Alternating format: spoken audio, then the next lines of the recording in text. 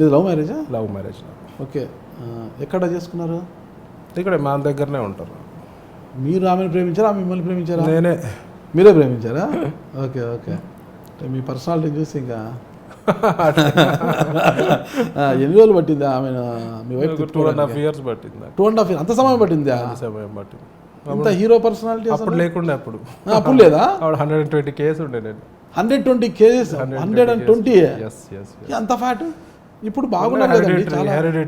Bariatric చేసుకున్నాను. అదేదో secret చెప్పండి నాకు. లేదు, బ్యారియాట్రిక్ సర్జరీ చేసుకున్నాను. బ్యారియాట్రిక్ సర్జరీ మాది మాకు వద్దు, అంత ప్రమాదకరమైనటువంటి. అది మీకు ఇయ్యరు. BMI కూడా ఉండాలి దాని తగ్గట్టు. అంటే body mass index. Okay okay okay. క్యాల్కులేషన్లో ఉన్న వాళ్ళకే చేస్తారు అది. ఓకే. అయితే మాకు వద్దులేండి, అయినా చేస్తామని నేను చేయించుకోలేండి అది. దాని తర్వాత ఇలా ఉన్నారు అంటే మళ్ళీ మీరు వెయిట్ పెరగలేదా? నేను 2 kgs ప్లస్ మైనస్ అంతే. మెయింటైన్ చేయాలి అది. ఇప్పుడు చేయించుకోగానే సరిపోదు, దాని తగ్గట్టు మెయింటైన్ కూడా చేయాలి. You should not eat much. Gas, soda ఇట్లాంటివి తాగొద్దు, థమ్స్అప్లు అవన్నీ తాగొద్దు. ఎప్పుడో ఒకసారి ఓకే. కానీ అంటే నోటికి తాళం వేసేసారు మీరు? వేసేసిన ఫిట్నెస్ తర్వాతనే కదా. Okay okay. ఇంట్లో ఒప్పుకున్నారా ప్రేమ వివాహానికి? మా ఇంట్లో అయితే ఒప్పుకున్నారు, వాళ్ళ ఇంట్లో కొంచెం ఇబ్బంది పెట్టారు. ఏదో సినిమా స్టైల్లో అయింది. మీరు ఆరవేశులు అనేది విన్నాను. మా వైఫ్ వాళ్ళు బ్రాహ్మణ్స్. ఇద్దరు ఇంకా వాళ్ళేలేండి, అంతే. దగ్గర దగ్గరే కదా. రేపు ఏముందండి, అందరం మనుషులు ఒకటే అనుకో. కానీ ఇప్పటికీ ఇప్పటికి 99లో పెళ్ళి. కుల పట్టింపులు ఇప్పటికీ ఉన్నాయి కదా? ఉన్నాయి, తగ్గినాయి. అప్పుడు 99లో నా మ్యారేజ్ అయింది, అప్పుడు ఇంకెక్కువ ఉండే. కాకపోతే ఇక మా ఇంట్లో ఒప్పుకున్నారు. 99 అంటే ఐ థింక్ మీకు చాలా చిన్న వయసు ఉంటుంది. నేను 22 అప్పుడు. అదే అప్పుడు 22. అదే అంటే మన ఇంటర్వ్యూలో చెప్పారు మీ ఏజ్ చెప్పినప్పుడు నాకు అనిపించింది నాకన్నా చిన్నవారు. 45. అదే నాకన్నా చిన్నవారులే అని అనుకున్నాను. 99 నేనే 2005లో మ్యారేజ్ చేసుకున్నాను. మీరు అంటే మా కమ్యూనిటీలో, వైశ్య కమ్యూనిటీలో తొందర పెళ్ళి అయిపోతాయి. 21, 22 లేట్గా మీ గోత్రాలు అవి సెట్ కావాలి. అంటే ఇప్పుడు జాబులు ఎక్కువ మటుకు అప్పుడు బిజినెస్ ఫ్యామిలీస్ కదా, తొందరగా పెళ్లి చేస్తే బాధ్యత అయిపోతుంది అన్నట్టు ఉంటుండే. ఇప్పుడు అట్లా కాదు. ఇప్పుడు అమ్మాయి కూడా జాబ్కి వచ్చి సెటిల్ అయ్యే వరకు 28, 30 ఇవన్నీ 35. జాబ్స్ తక్కువ, అంతా వ్యాపారం. లేదు ఇప్పుడు అన్నీ ఏం లేదు, అట్లేం లేదు. వ్యాపారం ఉన్నా ఇవాళ రేపు జాబ్స్ కూడా నడుస్తున్నాయి. Okay okay. మళ్ళీ అది అన్న పూర్తి చేశారు, డిప్లొమా పూర్తి చేశారు మీరు? అది కూడా డిస్కంటిన్యూ చేశారు. అది కూడా ఏదైనా డిస్కంటిన్యూ చేశారు. అన్ని డిస్కంటిన్యూ చేస్తున్నా మీరు? క్యాసినో ఒకటి కంటిన్యూ చేస్తా. అదే కసినో ఒకటి ఎందుకు కంటిన్యూ చేస్తున్నారు? అది బిజినెస్ కదా. Okay okay. మా నాన్నగారు ఎట్లుండే అంటే నా విషయంలో కొంచెం పర్టికులర్ ఉండే. నేను వెరీ అడ్వెంచరస్. ఒక చోటు ఉండను నేను. సో వీడితోటి ఏమన్నా ప్రమాదం జరుగుతుంది, వీడు ఉన్నాడు ఒక చోట అని చెప్పి ఎక్కడ చేయనీయకపోయాడు. End of the day we are business family oriented, so you have to sit in my business, నువ్వు కూర్చోవాల్సిందే అని చెప్పి మళ్ళీ లాగొచ్చేస్తుండే. Okay okay. అంటే మన దక్షిణ భారతదేశం వైపు తీసుకుంటే ఆరవేశుల్లో అంటే ఇలాంటి వ్యాపారాలు చేసేవారు, అంటే అసాంఘిక కార్యకలాపాలు అనుకోండి, ఏదైనా కావచ్చు, ఇలాంటి వ్యాపారాలు చేసేవాళ్ళు. అది మీ సంబంధం. ఇంకొకటి అట్లా కాదు, ఫస్ట్ మీరు మీ వర్డ్ బ్యాక్ తీసుకోవాలి. Okay okay. ఈ తప్పు మీ వర్డ్ మాట చెప్పండి. కసినోలో అసాంఘికం ఏముంటుంది చెప్పండి? జూదమే కదా. మనిషి జూదం అసాంఘికం. ఒక్క నిమిషం. జూదం అసాంఘికం అయితే గోవాలో లైసెన్స్ ఎందుకు ఇచ్చినారు? గవర్నమెంట్ ఇచ్చిన లైసెన్సే కదా, ఎందుకు ఇచ్చినారు? ఇవ్వద్దు కదా మరి లైసెన్స్ ఫీ ఎందుకు తీసుకుంటున్నారు? మరి గోవాలో ఎందుకు జనాలు వెళ్తే ఆడుతుంటే ఎందుకు ఆబ్జెక్షన్ చేస్తలేరు? రేస్ కోర్స్ హైదరాబాద్లో కూడా ఉంది, మరి దాన్ని ఎందుకు ఆపుతలేరు? జూదమే అసాంఘికం అయితే ఆపేయాలి కదండి. మనది ఇండియా ఒకటే కాన్స్టిట్యూషన్, ఓకే, అందరికి ఒకటే రూల్ పెట్టండి. మరి గోవాలో లీగల్, హైదరాబాద్లో ఇల్లీగల్. గవర్నమెంట్ ఇస్తుంది కదండి. గవర్నమెంట్ ఆడ గోవా బతుకుతుంది టూరిజం మీద. ఓకే. మరి కోట్లు ట్యాక్సులు వసూలు చేస్తున్నారు కదా. మరి మీరు అదే విషయం పైన మీరు ఎందుకు కోర్టుకు వెళ్ళలేదు? ఏ విషయం పైన? క్యాసినో అక్కడ ఉంది, ఇక్కడ కూడా మాకు చట్టబద్ధత చేయండి, నేను ఇలాంటి ఆరోపణలు ఎదుర్కోలేను, నేను బయటికి ఇప్పుడు వచ్చిన తర్వాత చికోటి ప్రవీణ్ చీకటి కోణాలు అవి Yes. ఇవన్నీ చాలా చూపించారు టీవీలలో. ఏం చూసి చూపించారు వాళ్ళకి అదే, తెలియదు అదే, రేటింగ్స్ అదే, గురించి. ఒకటి మీరు చెప్పిన చాలా శాంతంగా విన్నా నేను.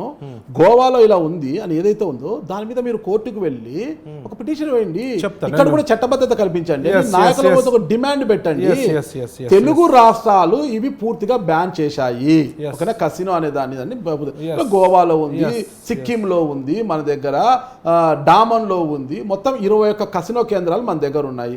గోవాలో ఒకటి 6 ఫ్లోటింగ్ కసినోలు ఉన్నాయి. Yes, ఓకేనా, అవన్నీ ఓకే లేదని లేదు నేను.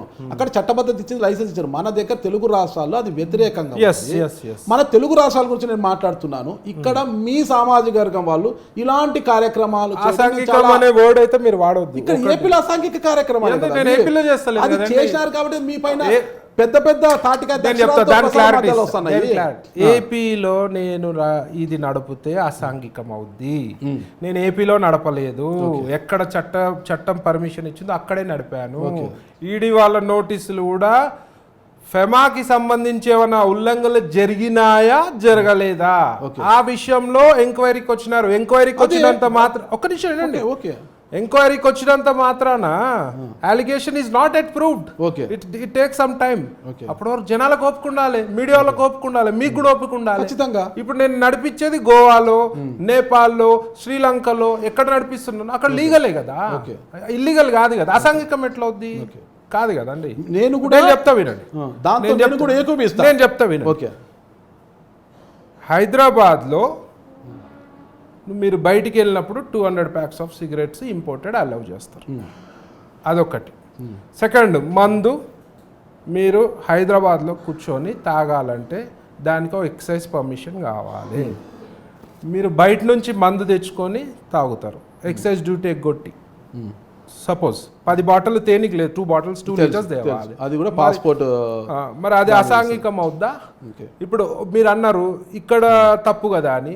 అది స్టేట్, నేను కోర్టులో ఏమన్నారు కదా, అది స్టేట్ గవర్నమెంట్ పాలసీ. అది తెలంగాణలో, ఆంధ్రాలో, అదర్ స్టేట్స్ ఎక్కడెక్కడ గ్యాంబ్లింగ్ నిషేధం ఉందో అది స్టేట్ గవర్నమెంట్ పాలసీ. గవర్నమెంట్ వ్యతిరేకంగా మీరు వేయండి. చేస్తాను నేను. వాళ్ళ పాలసీ. నా స్టేట్, ఇప్పుడు నా గోవా స్టేట్ లో పర్మిషన్ ఉంది, అక్కడ నడిపించుకుంటున్నాను నేను. అదే కదా, మరి అసాంఘికం అక్కడ ఎట్లా? ఉంది, ఇక్కడ అసాంఘికమని ఇక్కడ అంటున్నారు. చీకటి కోణాలు అంటున్నారు. జనాలు అంటారండి చీకటి కోణాలు, చీకటి కోణాలు అని ఇచ్చారు. ఓకే, ఏం చీకటి చూసారు?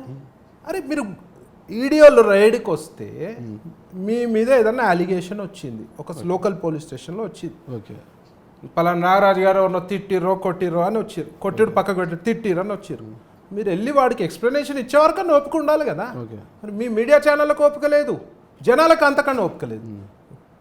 ఒక అలిగేషన్ రాగానే ప్రూవ్ కావాలి కదండి. మరి అంతవరకు ఓపిక పట్టాలి కదా. అసాంఘికం ఏం లేదు నాగరాజు గారు, అక్కడ లీగల్. గోవా స్టేట్లో లీగల్. ఒకవేళ అసాంఘికం అయితే గవర్నమెంట్ పర్మిషన్ ఇవ్వదు. ఇక్కడ నేను నడిపినా అంటే ఓకే. 2018లో నేను చెప్తా, గుడివాడలో నడిపింది ఎవరంటారు? సంక్రాంతి గుడివాడలో సరదాగా సంక్రాంతి సంబరాలలో భాగంగా వచ్చిన ఒక సరదాగా చేసింది, కానీ దాన్ని కమర్షియల్ యాక్టివిటీ కింద చూడొద్దు. అందరు బార్ లోన బయట అందరు సరదాగా ఆడుకునేది. అది నిర్వహించినందుకు, ఆ ఈవెంట్ మీరు నిర్వహించినందుకు 3 కోట్ల రూపాయలు మీరు నజరానాగా ఇచ్చినారంట కదా. 300 కోట్లు 500 కోట్లు వచ్చినప్పుడు 3 కోట్లు ఇస్తామని అంటారు. అసలు అది అలిగేషన్. మరి అక్కడ ఒక్కటి చెప్తా వినండి. ఒక 20 ఎకరాలు 30 ఎకరాల స్పేస్లో టెంట్ల కింద 3 రోజులు డే అండ్ నైట్ అసాంఘిక కార్యక్రమం నిర్వహించవచ్చా? కొన్ని లక్షల మంది వస్తుంటారు అక్కడ. కోడి పందాలు అనుకోండి, ఎద్దు పందాలు అనుకోండి, ఎడ్ల పందాలు, ఏమన్నా. మీడియా ఉండదా? పోలీసు వాళ్ళు ఉండరా? అపోజిషన్ లేదా? అపోజిషన్ ఆ రోజు కోర్టు ఆంక్షలు విధిస్తూనే ఉంది దాని మీద. కోడి పందాలు నిర్వహించకూడదు, చట్ట వ్యతిరేకం అనేసి ప్రభుత్వం ఆంక్షలు చేస్తున్నా మీలాంటి వారు మీడియాని కావచ్చు, పోలీసును కావచ్చు, అందరినీ కొని వాళ్ళ చెప్పు చేతల్లో పెట్టుకుని ఆడిస్తున్నారు అక్కడ. మీడియాలో అందరినీ కొనొచ్చా? ఎవరు? మీడియాలో నాగరాజు గారిని కొనగలుగుతారు. నాగరాజు కొనకపోతే ఇంకోరిని కొంటారు. నాగరాజు గారిని కొనగలుగుతానా? మీడియాలో వినండి, కోడి పందాల గురించి ప్రతి దాంట్లో వస్తుంది. టీడీపీ మీడియాలో 3 రోజులు నడిచినప్పుడు రెడ్ హ్యాండెడ్ పట్టుకోవచ్చు కదా. మొత్తం శిబిరాలు ఎత్తేసినాక అన్ని చేసినాక వచ్చి వీళ్ళు మాట్లాడేది ఏంది? ఐదో రోజు పోతారు, ఐదో రోజు పోయి నిజ నిర్ధారణ కమిటీ పోయి ఒక నిమిషం వినండి, నేను చెప్తున్నప్పుడు మీరు వినండి, మీరు చెప్పినప్పుడు నేను వింటా. నిజ నిర్ధారణ కమిటీ వెళ్ళింది, ఐదో రోజు ఆరో రోజు వెళ్ళి ఏం చేస్తారు అక్కడ? ఉన్నాయన్ని శిబిరాలు ఎత్తేస్తారు, శిబిరాలు అన్నీ ఎత్తేస్తారు. ఎత్తేసినాక పోయి ఏం చేస్తారు? తిన్నదేరుకుంటారా ఎవరన్నా? కాదు కదా. మీకు మూడో రోజు గంటలో తెలిసిపోద్దండి పబ్లిక్ ప్రోగ్రాంలో. ఇవాళ హైదరాబాద్ తెలంగాణలో కార్డ్స్ ఆడితే గంటనో 2 గంటలలో రెండో రోజు యాడ్ చూడండి, 10 మంది యాడ్ చూడండి. రెండో రోజు ఎస్ఓటీఓలో టాస్క్ ఫోర్స్ వాళ్ళు వచ్చి కూర్చుంటారు. నేను 18లో నేను మ్యారేట్లో ఇన్ఫ్లుయెన్స్ లేనివారు